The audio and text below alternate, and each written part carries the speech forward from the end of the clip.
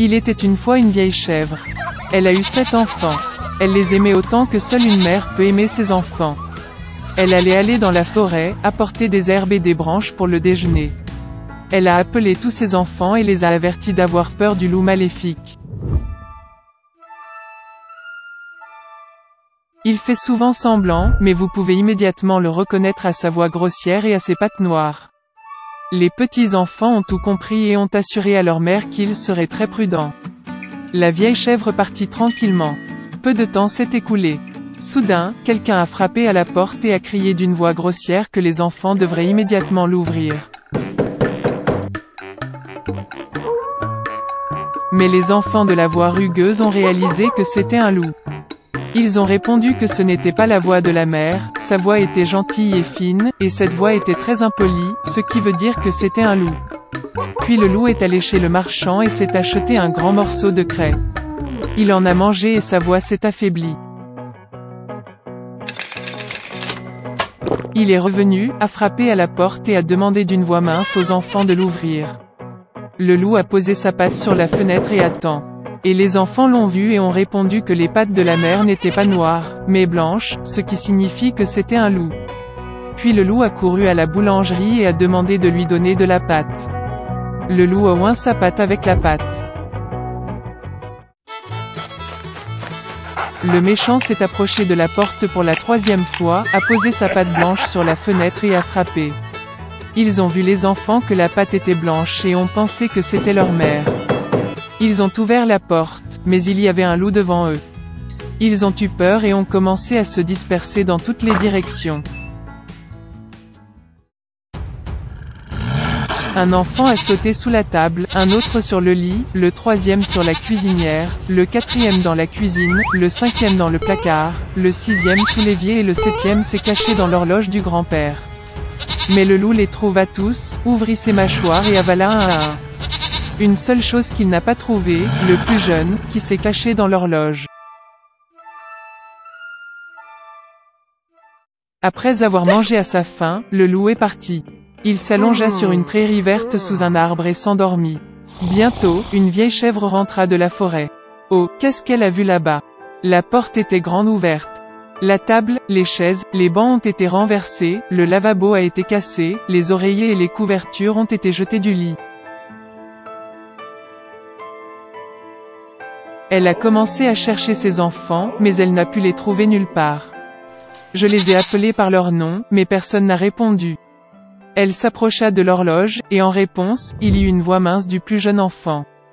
Elle l'a fait sortir de là et il a dit qu'un loup est venu et a mangé tout le monde. Comment la chèvre a pleuré pour ses pauvres enfants. Finalement, elle quitta la maison, et la plus jeune chèvre courut après elle. Elle est venue au pré, a vu, un loup gisait près de l'arbre et ronflait de sorte que les branches tremblaient. Elle le regarda de tous côtés et vit que dans son ventre gonflé quelque chose bougeait et pataugeait. Elle a deviné que c'étaient ses enfants et était très heureuse qu'ils soient toujours en vie. Elle a dit à l'enfant de courir à la maison dès que possible et d'apporter des ciseaux, une aiguille et du fil. Ensuite, la chèvre a coupé le ventre du loup avec des ciseaux, et de là, un enfant a sorti la tête. Et puis les autres ont sauté tous les 6, et rien de mal ne leur est arrivé. Quelle joie c'était! Ils ont commencé à embrasser leur mère, à sauter et à danser. Puis la vieille chèvre a dit que ce serait bien de donner une leçon au loup pendant qu'il dormait encore. Ils ont tiré des pierres et les ont fourrées dans le ventre du loup. Une vieille chèvre a recousu son ventre, mais il n'a rien remarqué, n'a même jamais bougé. Le loup a dormi, s'est levé et a eu une telle soif dans son ventre qu'il a décidé de boire l'eau du puits. Il s'approcha à peine du puits, se pencha vers l'eau, et de lourdes pierres le tirèrent au fond du puits. 7 enfants ont vu cela et ont commencé à danser de joie avec leur mère. C'est ainsi qu'ils ont enseigné une leçon au loup maléfique. Il était une fois une fille. Et elle avait des cheveux si beaux, et si longs que tous ceux qui la voyaient ne pouvaient pas quitter les yeux. Les brins étaient si légers, juste dorés. Par conséquent, ils l'ont appelée Boucle d'or.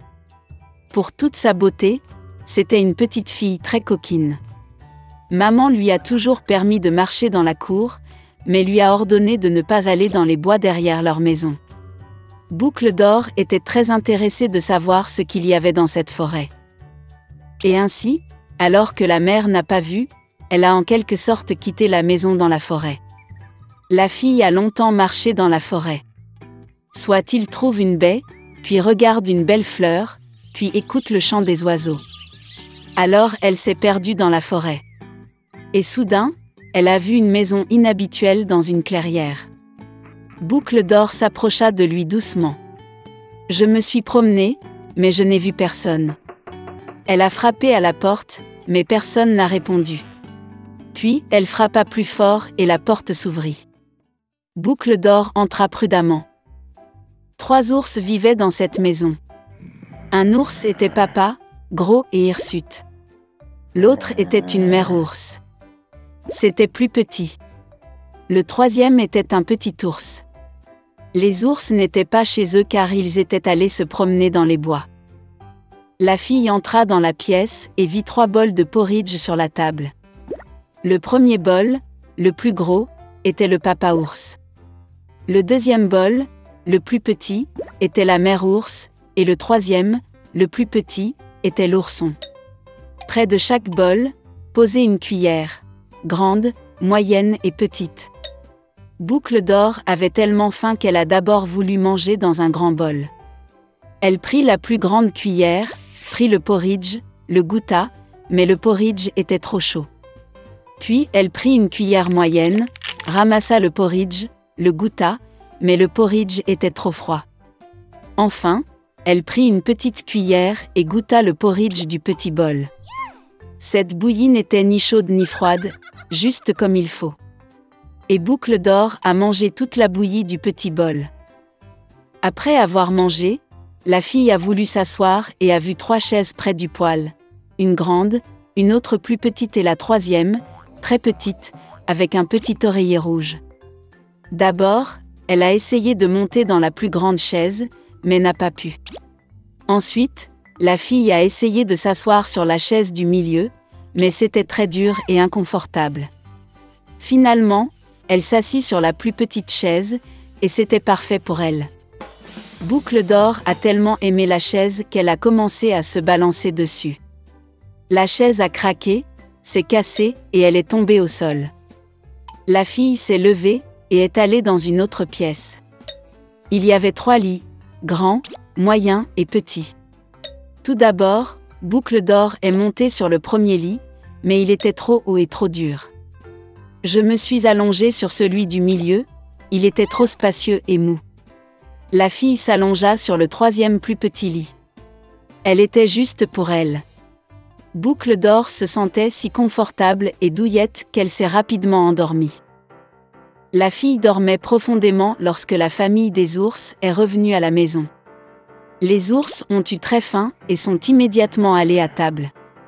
En voyant son bol, Papa ours s'est vraiment mis en colère. Quelqu'un mangeait mon porridge. Il grogna.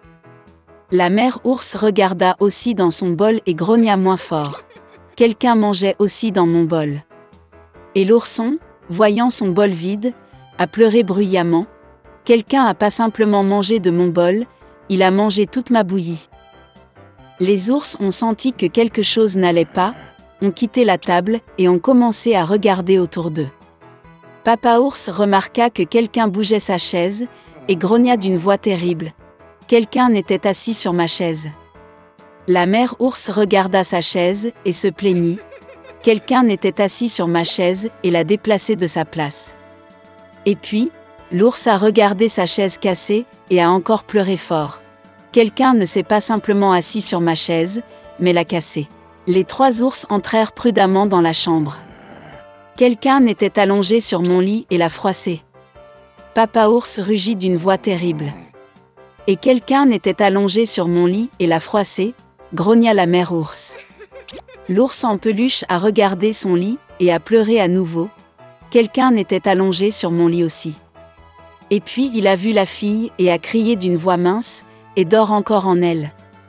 Papa et maman ours sont allés au lit et ont vu qu'une petite fille dormait là. Boucle d'Or s'est réveillée du cri d'un ourson, et a eu très peur, il y avait 3 ours devant elle. Elle a immédiatement sauté hors de la maison, et a couru partout où ses yeux regardaient, sans se retourner. La fille a couru pendant un long moment, était très fatiguée, puis elle a vu sa mère, qui cherchait sa fille disparue dans la forêt. Depuis, Boucle d'Or a toujours écouté sa mère, et n'a rien fait sans sa permission. Elle est devenue une fille très obéissante, gentille et gentille.